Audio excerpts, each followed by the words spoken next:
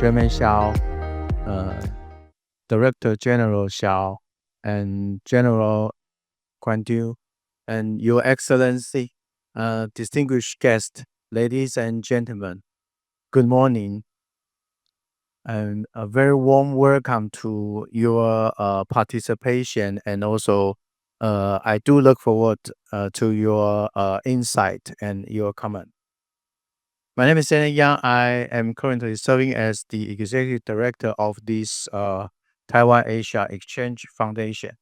And starting from 2019, TAEF, we call us TAF, as a think tank for promoting the former President Tsai Ing-wen's new southbound policy.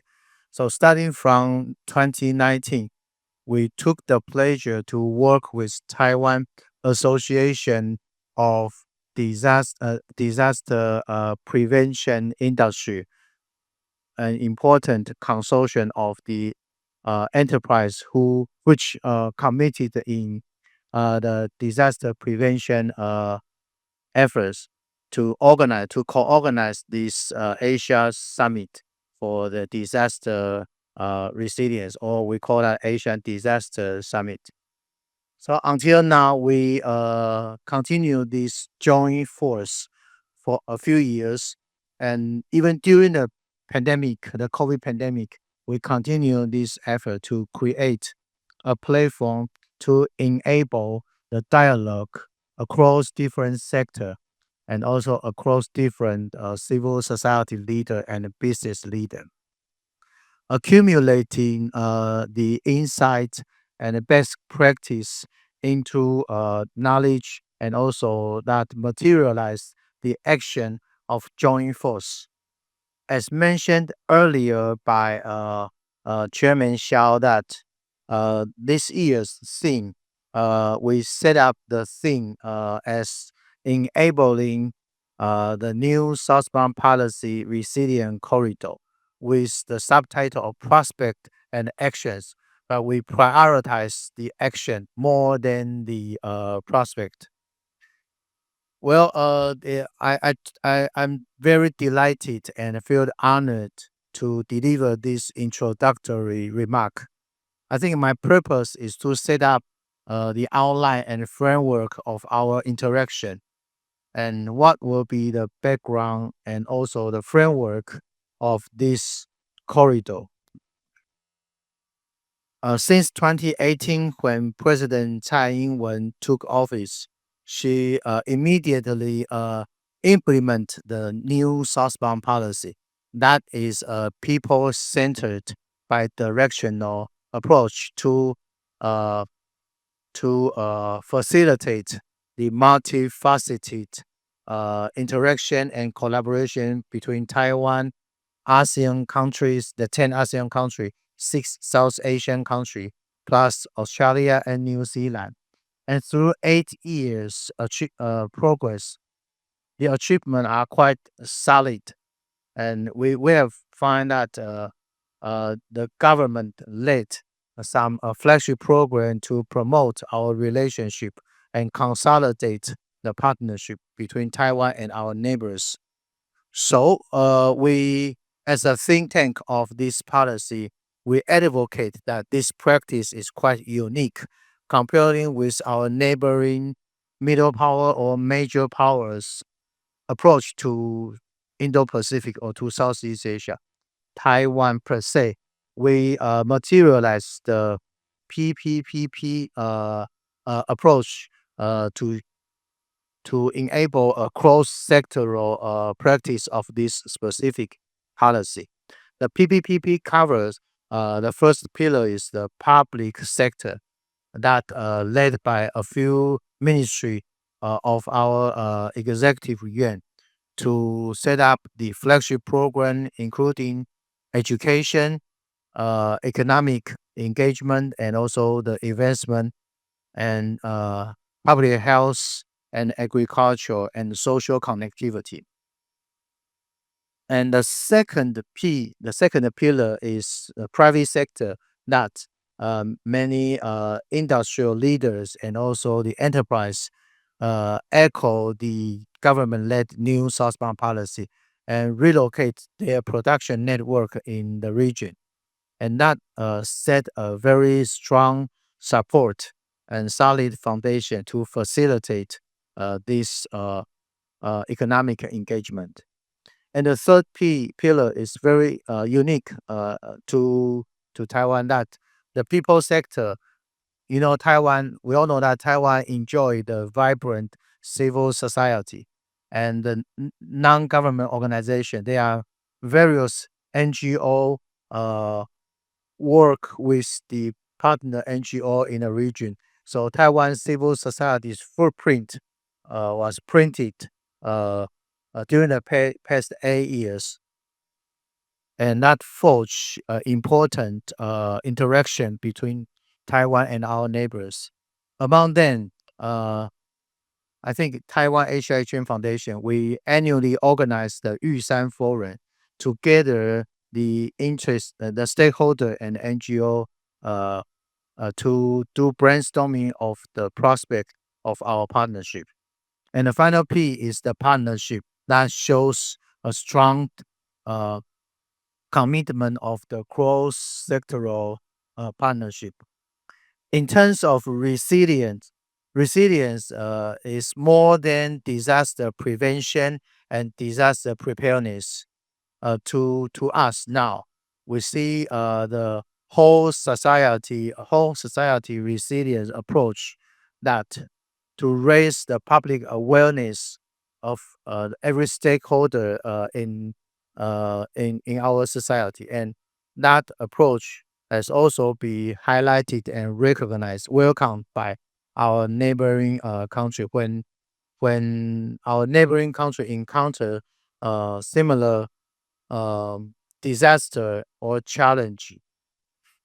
So we, as Chairman Xiao mentioned, that after 8 years practice, the new southbound policy that has been involved into the new southbound policy plus, as the new southbound policy plus goes on, and there will be some new element to be highlighted and to be prioritized.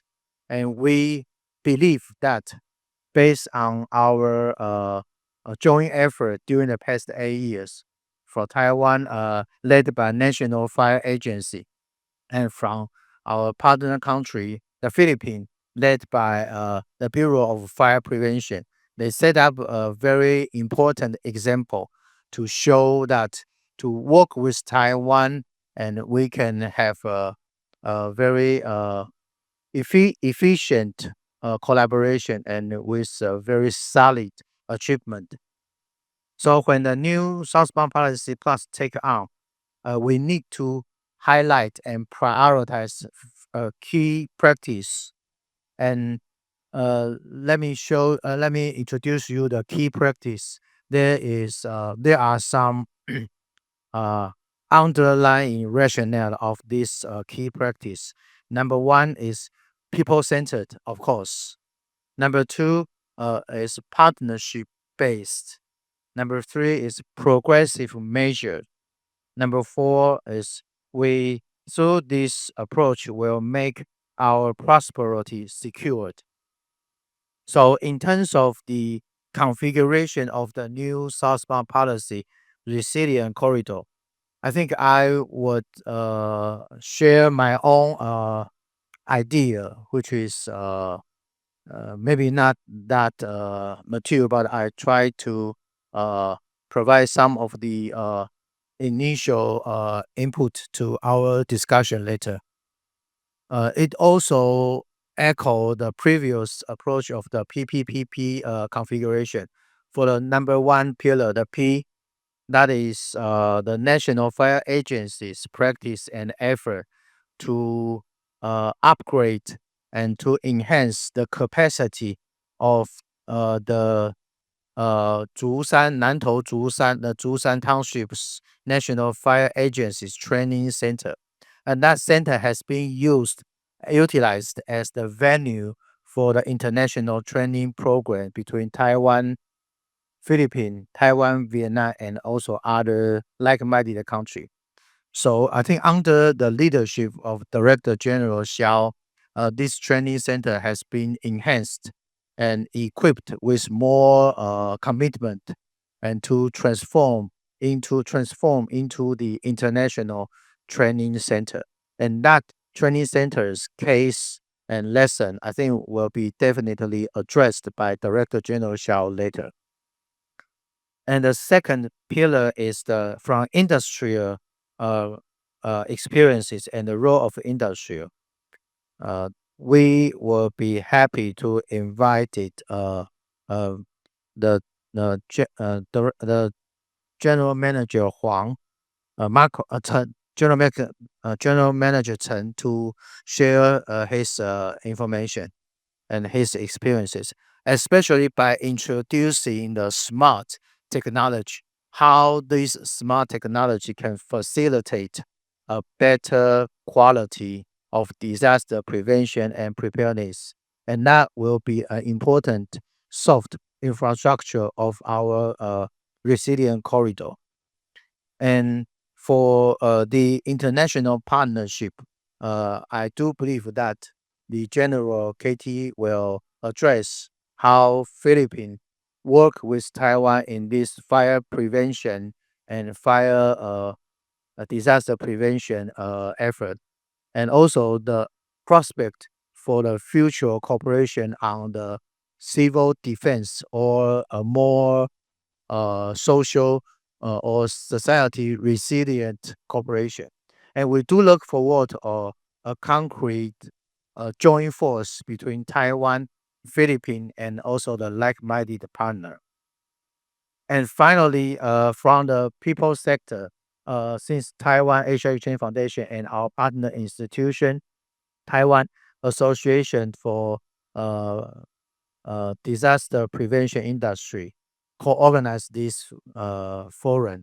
And upon this venue, the Secretary General of Taiwan Association for Disaster Prevention Industry, Ms. Huang, will address their experiences on how the civic and the government cooperation in enabling a better practice of the disaster prevention and promotion. I think that set up the tone for our discussion today. And each presenter is very knowledgeable in their profile, and also they have their insight to materialize the prospect into action. We believe, we do hope that through today's venue, it will be the first step to enrich more in-depth discussion on how to craft the future of the new southbound policy resilient corridor.